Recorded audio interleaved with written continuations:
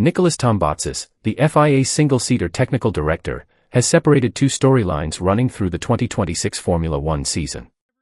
One concerns the power units. The other concerns the chassis. 11 rounds into the 2026 season, the paddock and fans have had divided opinions, and the chassis changes have largely been overshadowed by debate over power units and energy management. The power unit debate centers on a near 50-50 split between internal combustion and electrical output, a ratio that governs how drivers manage energy across a lap and a race distance.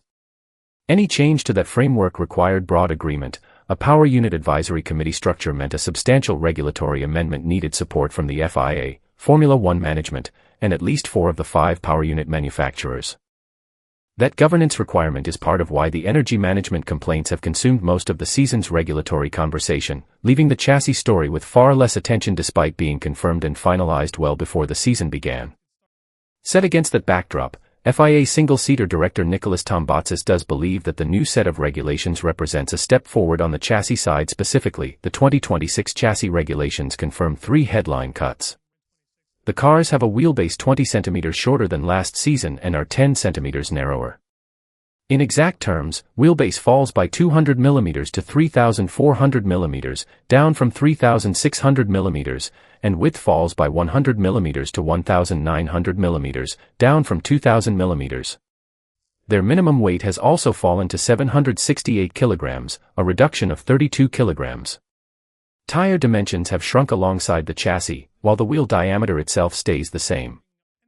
Pirelli's 18-inch wheel size, introduced in 2022, remains in place, but the width of the front tires has been reduced by 25 mm and the rears by 30 mm, cutting drag.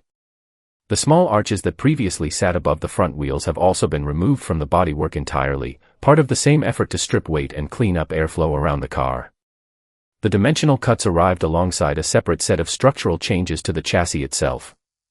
Safety enhancements built into the 2026 rules include a 2-stage front impact structure, improved side intrusion protection, and an increase in roll hoop load capacity from 16G to 20G. None of these additions work against the weight target. They were absorbed within the overall 32 kg reduction rather than added on top of it. These cuts reverse a long-running trend. Since 2017, Formula One cars had grown steadily larger and heavier through successive regulation sets. One marker of that growth, when the 2017 generation rules were drafted, the permitted height of the rear diffuser increased from 12.5 cm to 22 cm, part of a broader push toward bigger underbodies, wider cars, and more downforce that continued for nearly a decade. The 768 kg minimum weight figure breaks that pattern outright. This marks the first time the sport's minimum car weight has dropped since roughly the year 2000, reversing an accumulated creep of close to 200 kg across 2 decades of regulation changes. That reversal is the single most significant number in the 2026 chassis package. The size and weight reductions were built around what the FIA has repeatedly called the nimble car concept, a design goal stated when the 2026 technical regulations were first published, aimed at producing cars that were smaller, lighter, and less reliant on downforce than the 2022 to 2025 generation. The associated aerodynamic targets are a roughly 30 reduction in downforce and a roughly 55 reduction in drag. Several specific mechanisms deliver those figures. A narrower front wing, elimination of front wheel arches, and new in-washing wheel weight control boards ahead of the side pods all work to narrow the turbulent air a car leaves behind it. At the rear, a simplified 3-element active rear wing replaces the previous design, and the lower beam wing has been removed entirely. The cars now run a partially flat floor and a less powerful diffuser, reducing dependency on ground effect aerodynamics. The front wing itself has been specifically regulated to prevent a repeat of a known problem. For 2026, the end plates are not permitted to extend further outward than the inside edge of the front wheel, which forces air underneath the car rather than around it. That airflow is then collected by a larger rear diffuser to help rebuild downforce lost elsewhere. On several 2026 cars, that diffuser also carries small side openings, similar in principle to the mouse hole slots used on pre-2022 designs, which keep airflow attached to the diffuser ramp now that the underfloor is no longer sealed off from the outside air the way it was under the 2022 to 2025 ground effect rules. Active aerodynamics also replace the traditional drag reduction system. Two aero mode systems now allow the driver to adjust downforce and drag depending on track position, a cornering mode that opens elements on the front and rear wings to increase downforce, and a straight line mode that reduces drag to maximize top speed. According to Tom Botsis, none of these mechanisms matter as much as one outcome: whether cars can run closely behind one another without losing performance to turbulent air, and whether that ability holds up across the full regulation cycle, rather than eroding the way it did last time. "I believe we are similar to where we were at the start of 2022, he said, adding that the current package appears more robust. That comparison to 2022 carries specific weight. The 2022 cars started off with a significant improvement in their weight characteristics, with downforce at roughly 20 meters behind a leading car rising from about 50 of the previous generation's figure to somewhere around 80 to 85 at the start of that cycle. That advantage did not hold. It gradually decayed over the following seasons to roughly 70 by the time the cycle ended." Tom Botsis has identified exactly where that decay came from.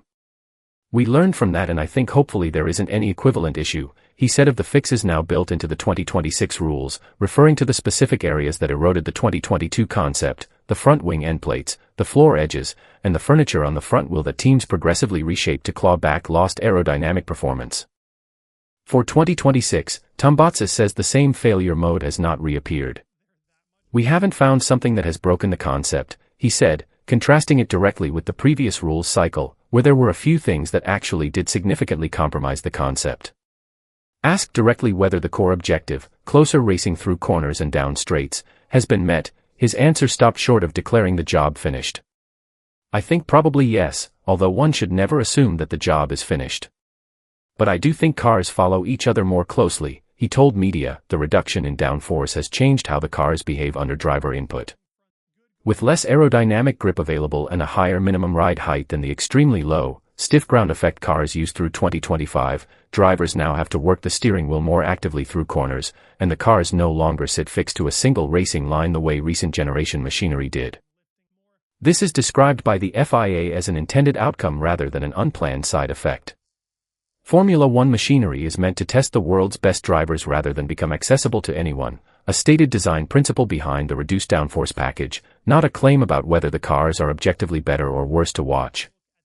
At the same time, higher ride heights have made the cars less physically punishing than the extremely low and stiff ground effect machines of last season.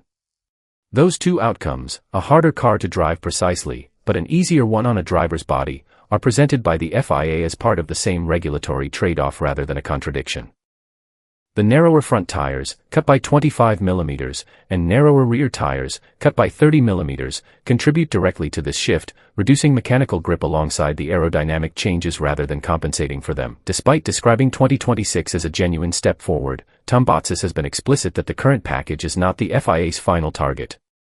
"I would like us to be another 80 kilos lighter," he said, adding that he wants the cars to become shorter and smaller still in a future cycle. That target is tied to the next major regulatory reset, currently scheduled for 2031, with 2030 possible if there is sufficient support among teams and manufacturers to bring the timeline forward. Tom Botsis is satisfied with the current chassis package, but does not view it as the final destination. A further weight cut of that scale is difficult to achieve through chassis design alone, since a large share of a Formula One car's mass sits in the power unit and its associated battery and cooling systems. The FIA has therefore discussed simplifying the next-generation power unit as part of the same long-term plan, since a lighter, less complex power unit would directly support any additional reduction in minimum car weight targeted for 2030 or 2031. That link between the chassis target and the power unit is why the FIA treats the two work streams, currently discussed separately in public commentary, as connected inside its own planning for the next cycle. Since 2017, Formula One cars had grown steadily bigger and heavier, season after season, without interruption, a trend visible in details as specific as the rear diffuser height permitted under the 2017 rules, which rose from 12.5 centimeters to 22 centimeters as part of a broader push toward larger, higher downforce cars. The 2026 regulations mark the first reversal of that trajectory in over 2 decades, wheelbase cut by 200 mm to 3,400 mm, width cut by 100 mm to 1,900 mm, and minimum weight cut by 32 kg to 768 kg, the first drop in minimum car weight since roughly the year 2000. Tom Botsis does not frame this as a finish line. He is satisfied with where the current chassis package stands, but does not view it as the final destination, positioning 2026 as a bridge to a second, larger correction, another 80 kilograms lighter, and smaller again, targeted for 2030 or 2031.